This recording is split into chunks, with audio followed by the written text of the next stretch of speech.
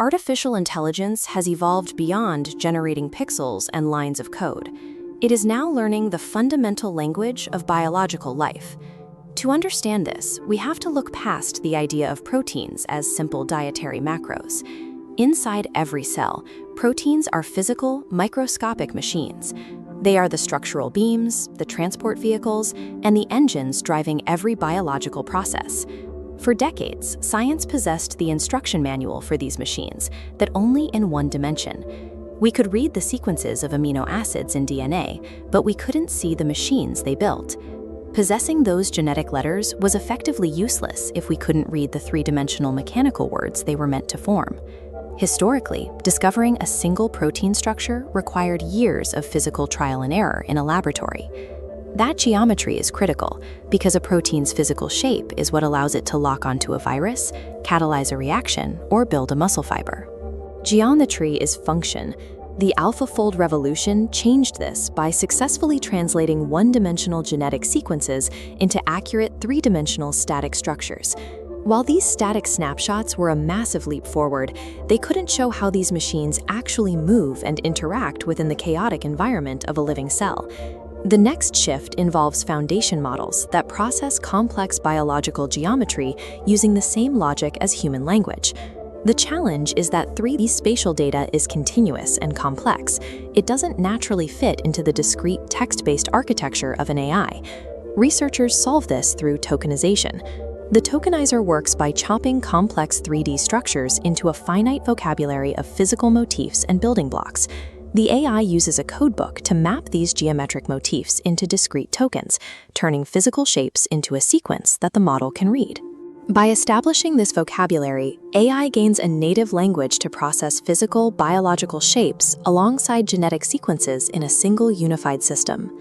This system is trained on a massive scale, mapping billions of natural proteins that span the entire evolutionary history of life on Earth. Through this training, the AI identifies deep rules linking a protein's sequence, physical structure, and biological role. Scientists can then prompt the model with missing information, asking it to fill in the blanks by predicting a sequence or structure based on these rules. The resulting output isn't a string of text, but a set of precisely calculated 3D atomic coordinates. Because the model can generate structures for sequences that have never existed in nature, it has moved beyond simple memorization. It is treating the physical rules of biology as a generative framework. Since the model understands the underlying patterns of life, it can now be used to write completely original biological structures. Researchers are using this to design proteins for custom therapeutics or enzymes that can break down industrial pollutants. But a static design is only half the battle. To work in the real world, these machines must flex, adapt, and move.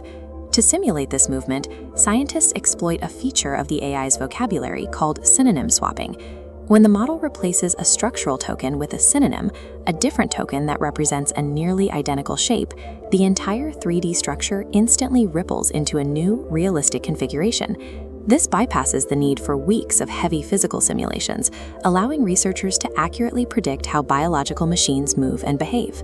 This same logic is now being scaled up from individual proteins to entire living interactive cells.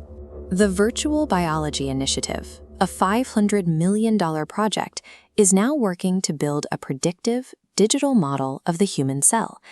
Instead of relying purely on laboratory experiments, researchers are training reasoning models on virtual cell simulations.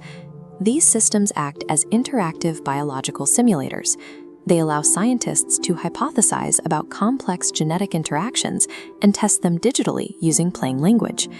This allows researchers to test potential cures in a digital environment, discovering which hypotheses work before they ever commit resources to a physical lab.